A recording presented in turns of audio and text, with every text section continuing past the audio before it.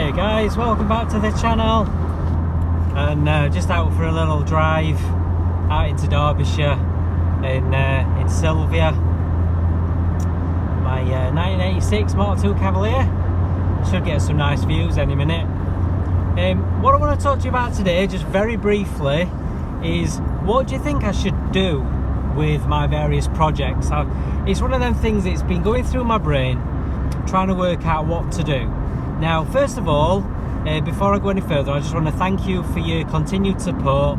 If you're new to the channel, I've got loads of project cars, mostly Vauxhalls, but I've got one Opel. Obviously, basically the same thing, Vauxhall, Opel, same manufacturer, different badge.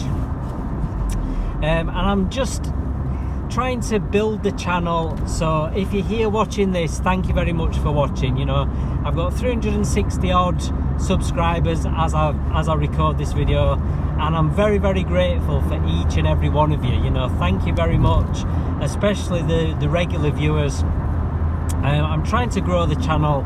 I'm trying to do content that people want to watch and people enjoy watching.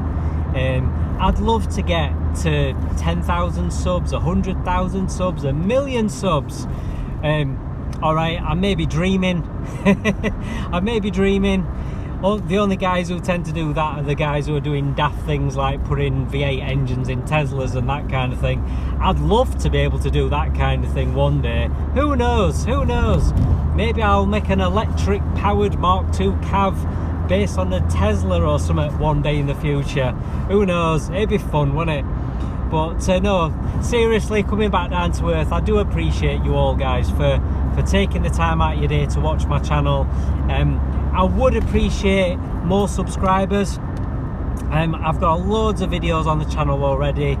I've got loads more to come, project updates and builds, and you know, doing restoration on my cars, getting them through the MOTs, plus driving videos like this. So again, thanks a lot for watching, guys.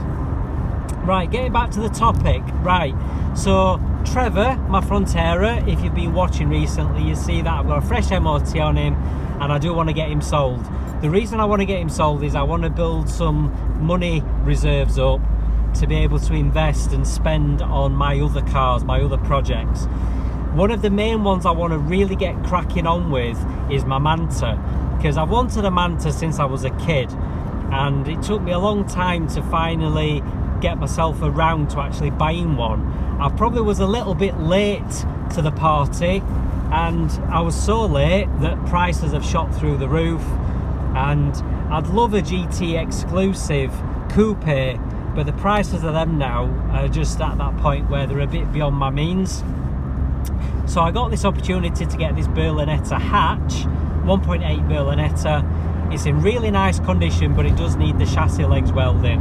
I need to get the swan necks done, and I want to pay a professional body shop to do the work. I don't want to entrust my own welding on something that is so structurally important, because the swan necks are the part of the chassis that the subframe bolts to at the front end, and then the engine bolts to the subframe. So it's critically important that it's done right. But it's obviously going to cost a fair chunk of money, and that's where, you know, the sale of Trevor will come in.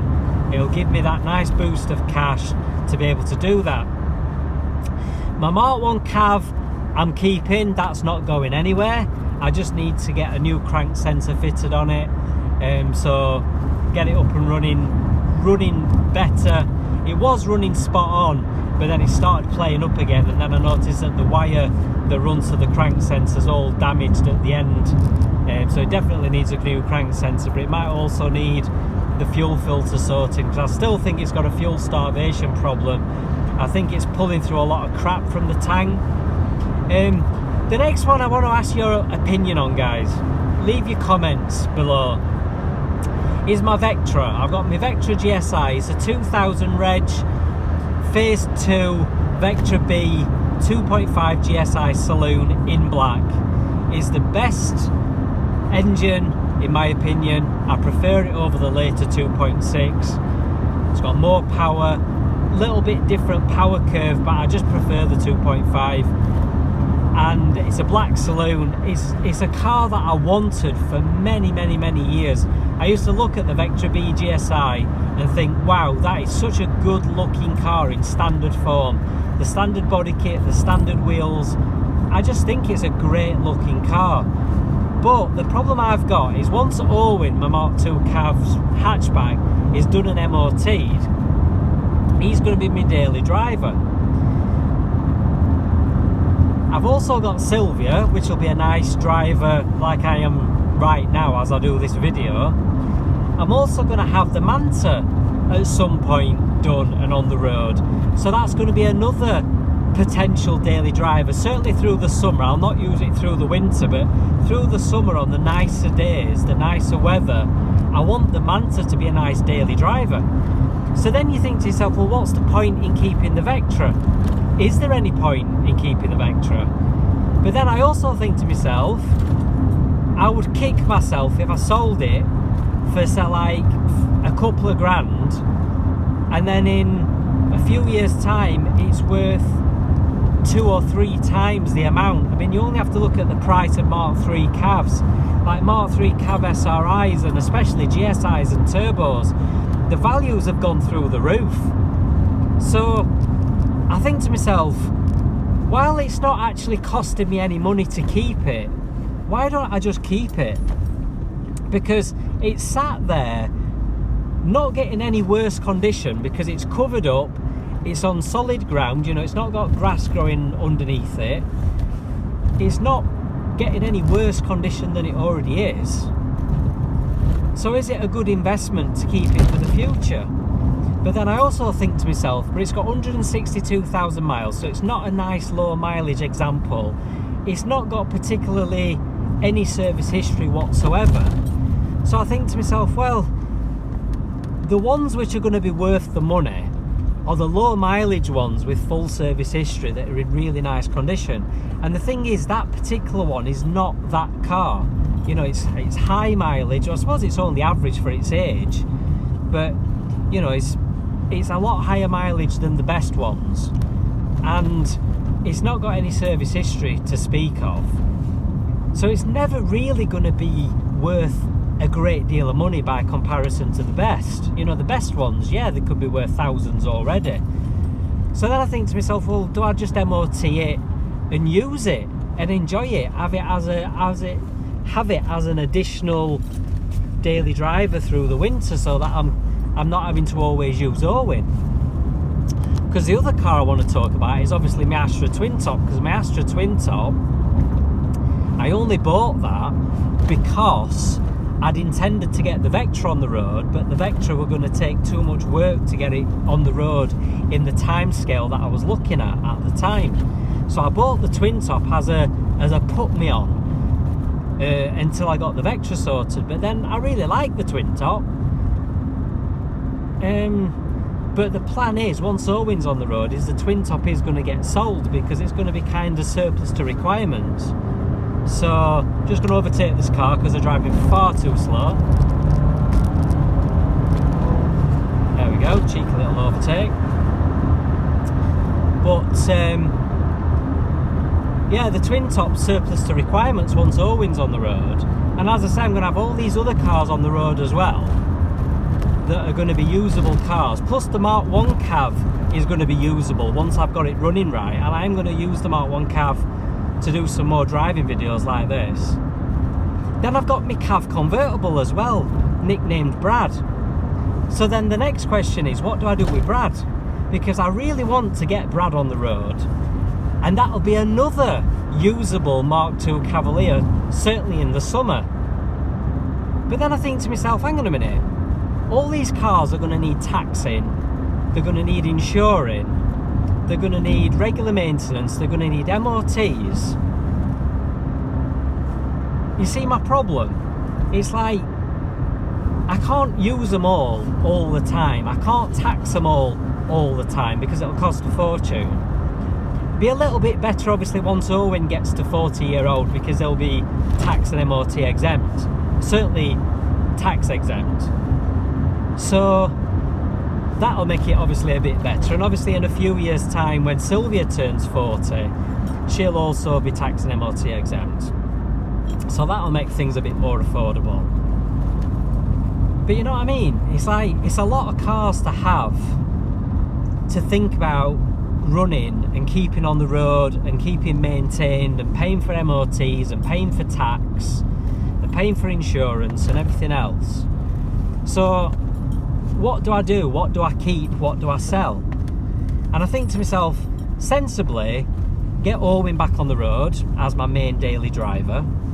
Sylvia can be just used in the summer as a summer car for goodness shows and stuff. I mean, I'll never sell Sylv.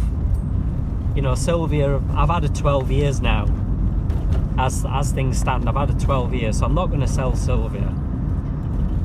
I've always wanted a convertible, and I love convertibles. That's the whole reason why I bought the twin top as a daily driver, because I thought, well, it's a bit more of a modern car, makes a nice daily driver, and it's also a convertible.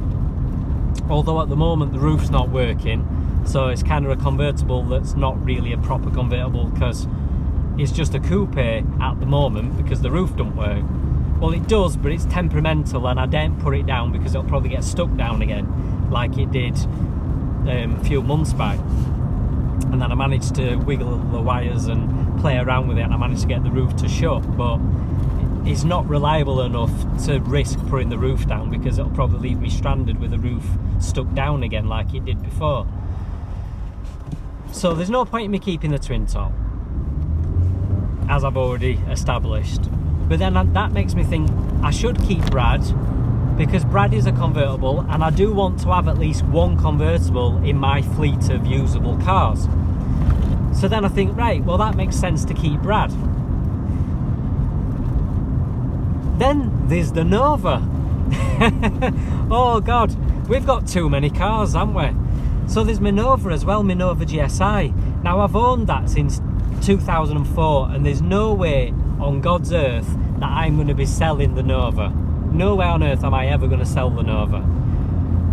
I've had that car so many years, and it's been off the road since 2005. I've got to get it done, I've got to get it restored, I've got to get it back on the road. But then again, there's another problem. I'll have another car that is on the road and usable. So by that stage, I'm going to have the Manta, the Mark 1 Cav, Sylvia, Owen, the Nova, potentially Brad, me convertible. All these cars, trying to keep them roadworthy, trying to keep them MOT, trying to keep them taxed, trying to keep them insured. How on earth am I going to be able to afford to do it? So then you think to yourself, right, well, something's got to give somewhere along the lines. But what? Well, what I've been thinking, in terms of tax is not that much of a problem, because I always do it online, and I can do it for a month at a time. So for example, I could have Sylvia taxed and insured for a couple of months. I could have the Manta taxed and insured for a couple of months. I could do the same with Brad, the convertible. And that way, I'm not actually having to tax all the cars all at the same time. Just basically tax them when I want to use them. Tax them for a month, and then put them back on SON when I don't want to use them. As in, in terms of insurance, I'll have to obviously keep them insured to be able to do that. I can't keep phoning the insurance company up and say, oh, I want to insure this car this month, but I don't want to insure that one. Obviously, I can't keep messing the insurance company around doing that. But you see where my problem is? I could do with a trader's policy, couldn't I? I could do with a trader's insurance policy, where I can just use any car under the trader's policy and just tax them as and when I need to tax them, and they're permanently insured on the trader's policy. But obviously I'm not a trader, so I'd have to set up in business as an official trader to be able to get a trader's policy, and I'd have to have trade plates, and you know what I mean, it's not doable, is it? So what do? I've got this major conundrum because I've got all these cars that I want to keep. I don't want to sell any of them really, I don't even want to sell the Vectra. I mean, to be honest, I don't even want to sell the twin top, but obviously I've got to be sensible. Once Owen's on the road as my main daily driver, I'm going to have Owen and Sylvia. I'm going to make sure Sylvia's always on the road, apart from through the winter. Oh, bloody hell, that's a hell of a pothole. Apart from during the winter when I want to put her on zone. Oh, my camera's moved because of that pothole. So what do I do, guys? What do I do? Oh, I don't know. It's just a chuffing nightmare, isn't it? Too many cars, guys, too many cars. Oh, I don't know what to do. So I'm looking for some advice. I'm looking for some help. I know some people have said to me, you know, why don't I sell the Mark 1 Cav? Because I very rarely drive it.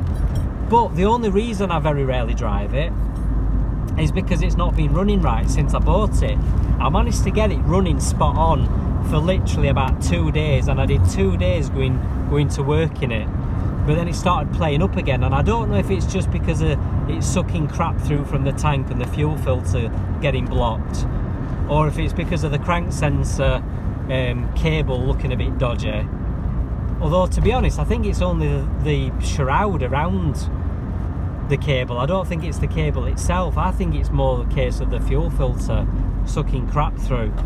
I mean, really, basically, all I need to do is get the fuel filter off and clean it out and see if it runs right again, and put a new crank sensor on it and see what it does. It definitely needs a new crank sensor anyway because of the cable cover being damaged. But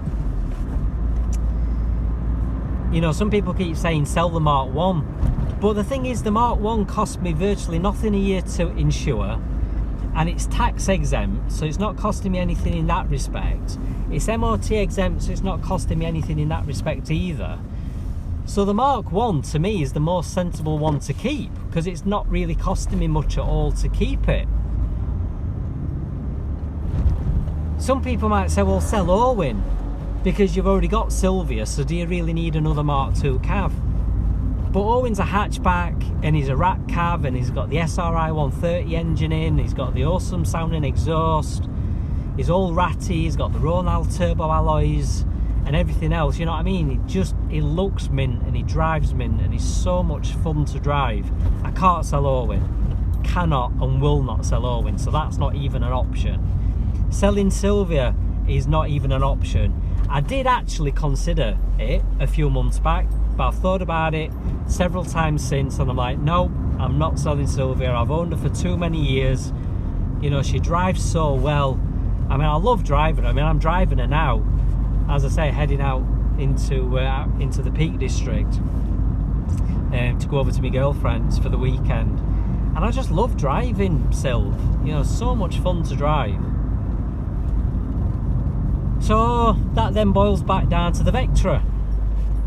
I think what's going to end up happening is I'm going to get the Vectra MOT'd and think to myself, right, I'm going to sell the Vectra. But I know what's going to happen. I'm going to drive it, and I'm going to fall in love with it again, and I'm going to fall in love with the awesome sound of the V6 and the induction roar of the V6, and I'm just going to fall in love with it again, all over again. And I'm just going to think to myself, I can't sell this, it's just such a nice car. So then what's going to end up happening is the Vectra is going to be my main daily driver, Owen's going to be a secondary daily driver, Sylvia's going to be a third daily driver, more so during the summer. Once the Manta's sorted, the Manta might just end up being an occasional show car that just comes out, you know, a few times a year to go to shows and things, and maybe to and from work a few times during the summer. Brad, my convertible, is going to end up being literally just taxed for 2 months a year during the best months, during the hottest part of the summer, maybe 2 or 3 months a year. And during them 2 or 3 months, I'll probably son Sylvia or son Owen or something. I mean, if they were all tax exempt, I wouldn't be bothered, you know what I mean? I'd just use them all year round. If they're all tax exempt, it won't bother me. But it's obviously the cost of the tax at 300 quid a year each, tax plus insurance. You know what I mean? It becomes a chuffing expensive hobby. So I wish they were all 40 plus year old, then I wouldn't even be having this conversation, because it's only really the cost of the tax that is the real killer. The cost of the insurance isn't even that bad, because I can put them on classic insurance, and classic insurance is not that expensive. I mean, even the Mark 1 being highly modified like it is, it's not that bad to insure. Oh, I don't know. What do you think, guys? This is why I'm asking you guys for some help and advice, you know. What do you reckon? What do you reckon? Look at this. It's 6:15 on a Friday afternoon, driving through Peak District. I'm just in the little town of Castleton. And even driving through Castleton at this time on a Friday evening, I'm getting stuck in traffic. Mad, innit? To be fair, I've had a pretty good run through until this last little bit, and stuck behind this delivery van in front. I've had a pretty decent run up until this stage.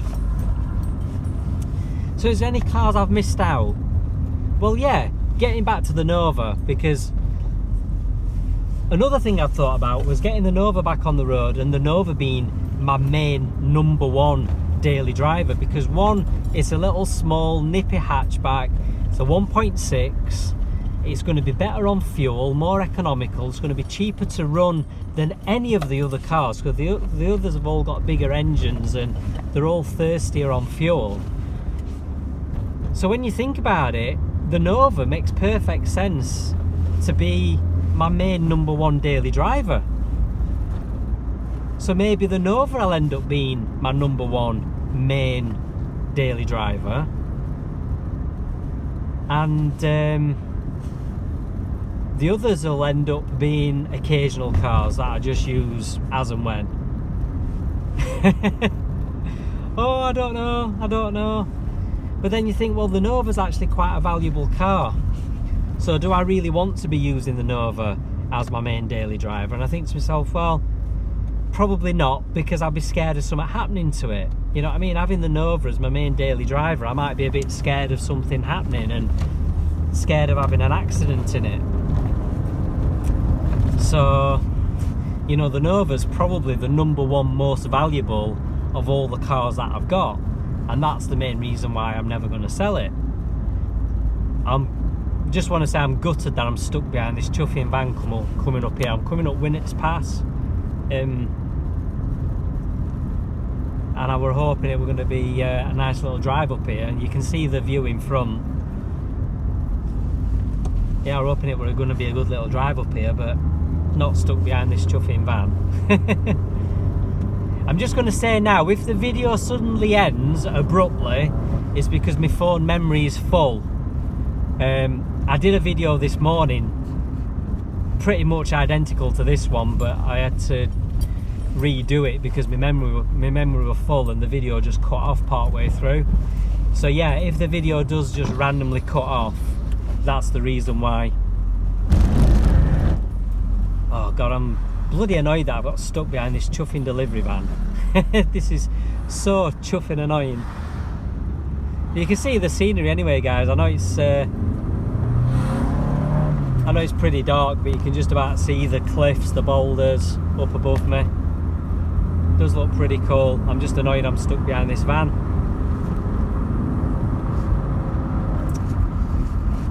So anyway, I might leave it there anyway, guys. So thanks a lot for watching, and I shall see you in the next vid.